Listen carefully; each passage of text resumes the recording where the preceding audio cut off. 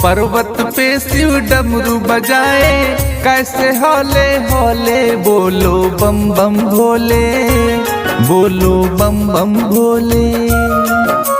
शंभुनाथ का नाम मन में अमृत का रस घोले, बोलो बम बम भोले, बोलो बम बम भोले।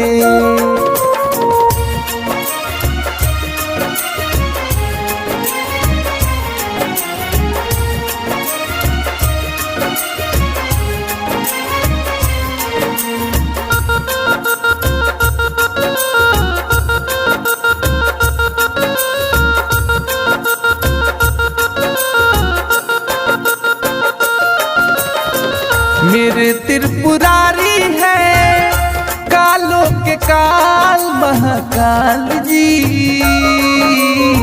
मेरे त्रिपुरारी है, मेरे त्रिपुरारी है कालों के काल महाकाल जी। भक्तों का बन के रहते ये तो हमेशा ही ढाल जी। जो भी इनके दर पे आए बस इनका ही होले, बोलो बम बम भोले, बोलो बम बम भोले। शंभुनाथ का नाम मन में अमृत का रस घोले, बोलो बम बम भोले, बोलो बम बम भोले।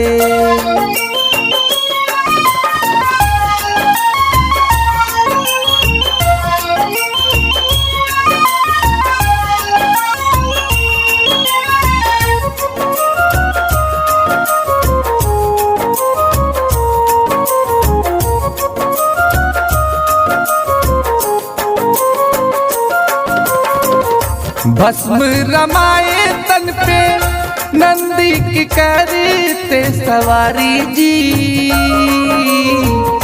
भस्म रमाए तन पे, भस्म रमाए तन पे नंदी की करते सवारी जी। पीते हैं विष का प्याला बोले हैं नीलकंठधारी जी। तीन नेत्र है मेरे प्रभु के गले में सर्प डोले, बोलो बम बम भोले, बोलो बम बम भोले। शंभुनाथ का नाम मन में अमृत का रस घोले, बोलो बम बम भोले, बोलो बम बम भोले।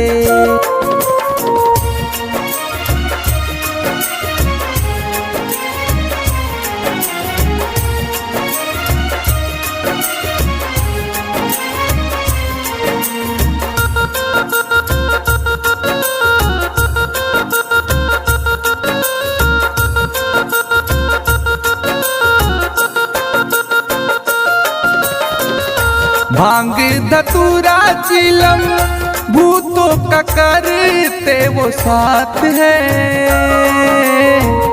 भांग धतूरा चिलम,